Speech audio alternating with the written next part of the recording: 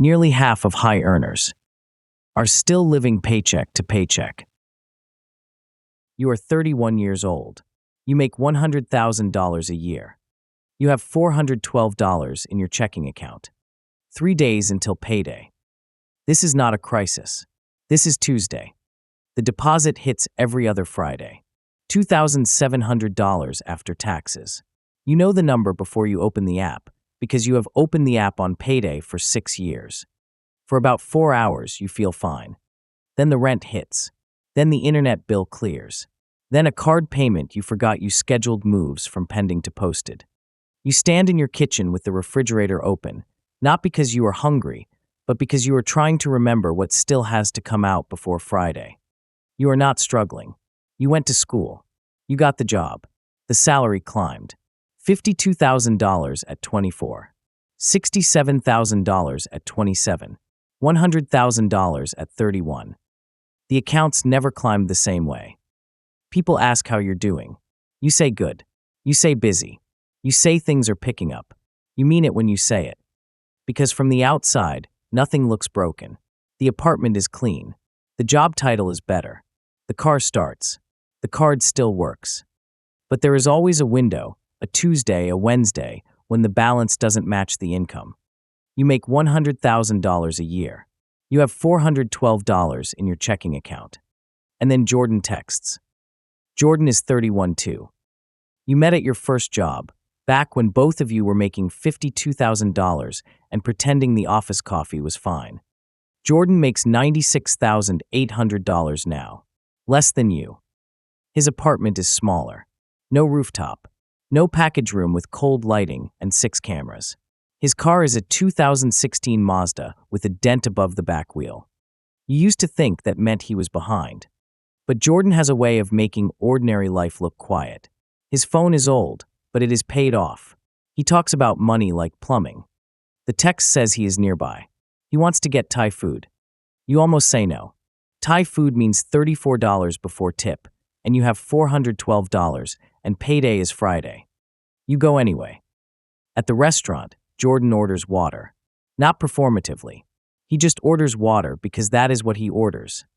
You order the thing you always order, then add an appetizer because the server pauses, and you do not want to look like you are calculating dinner in your head. Your phone lights up when the card runs. Checking, $376. Jordan's phone lights up too. A notification from Fidelity. Automatic transfer complete. $1,200. He does not hide it fast enough. You see the number. For a second, neither of you says anything. The table is still full of normal things. Water glass, rice plate, receipt tray, 2 phones that suddenly feel like evidence. Then he puts the phone face down. Not shame, not pride, just privacy. That night, you open your banking app, then your credit card app, then your student loan app. Then you open a spreadsheet you have not touched in 8 months. You type in your income, $100,000 gross, $5,400 take home. Then rent, $1,843. Then the car, then insurance, then the credit cards, then all the subscriptions you barely remember choosing. Food, gas, lunches, dinners, Amazon, parking, birthday gifts, the little leaks that never feel like decisions. The spreadsheet does not accuse you. It just waits. So you keep adding rows. The $18 app, the $29 membership, the $74 dinner, the $112 Target run. By the time normal life is counted, the math has already closed. Every month. Then you type Jordan's numbers from memory.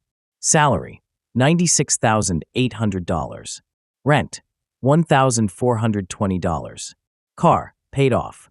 Automatic investment, $1,200. Your system asks what is left. Jordan's system decides what leaves first. Not discipline, architecture, not intelligence, order of operations. You both got raises. You upgraded your apartment. Jordan upgraded the transfer. You turned income into a larger life. Jordan turned income into a larger default. And defaults are dangerous because once they are set, they stop feeling like decisions. The car makes a sound on Wednesday morning. The estimate is $1,140. The mechanic says it like a normal sentence. You nod like you have normal options. Checking, $412. Savings, $880. You have had a savings account for 3 years. You have never gotten it above $1,000. Every time it gets close, something comes. The emergency fund is not really a fund. It is a waiting room for the next emergency. You put $1,140 on the Visa. Chase Visa balance, $3,940. The car is fine. You are not. On the 405, Jordan's notification keeps coming back. $1,200. Not a bonus. Not a windfall. Not a lucky month. A transfer.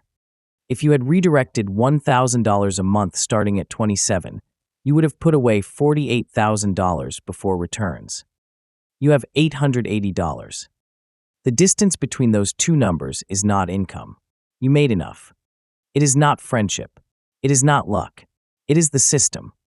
And the worst part is how boring the answer is. No secret app. No perfect budget. No personality transplant. Just a line that happens before the rest of the month gets a vote. Jordan is not rich. That would be easier. If he had a trust fund, if his parents paid for the down payment, if some crypto thing worked, you could file him away as an exception. But he is not an exception. He makes less than you. He drives an older car. He lives in a smaller apartment. And still, every month, $1,200 leaves before the month can touch it. Your money meets the month first. Jordan's money meets the system first. You negotiate with yourself 30 times. Dinner, the car, a subscription, a birthday gift, lunch because you are too tired to prep. You negotiate when you are tired, hungry, after a bad meeting, after traffic, after a week where one small comfort feels earned. Jordan negotiates once. Then the calendar does not ask him again. Nearly half of Americans earning over $100,000 report living paycheck to paycheck. Income without a system becomes permission. Permission to upgrade. Permission to absorb. Permission to feel fine for 4 hours. The raise does not ask what you value. It just creates room. And if you do not give that room a job, the month will. Your raise became a nicer apartment. Jordan's raise became a larger transfer. You are not the exception. You are the median. Jordan is not the lesson. Jordan is the receipt. Checking, $412. Savings, $880. Credit card debt, $6,900. Student loan, $19,400. Car liability, $11,400. Net worth, approximately negative $36,000. The truth is not that Jordan is better with money. You were not out-earned. You were out-sequenced. His first dollar had a job before he saw it. Your first dollar waited for the month to explain itself. By the time you asked what was left, the answer had already been decided. You do not fix it that night. That would be too clean. You do not suddenly become a different person. You do not delete every app, sell the car, and start eating rice under fluorescent lights. You change one line. Next payday, $600 will leave before rent. Not $1,200. Not yet. Just enough to prove the month can be interrupted. You move the transfer to the same morning as payroll. You rename the account so it does not feel like spare money. You lower one subscription. You cancel one thing. You leave the rest alone for now. Because the first goal is not perfection. The first goal is proof. The app asks you to confirm. You stare at the button longer than you need to. Confirm. It is not dramatic. No one sees it. Jordan does not know. Nothing about the apartment changes that night. The couch is still there.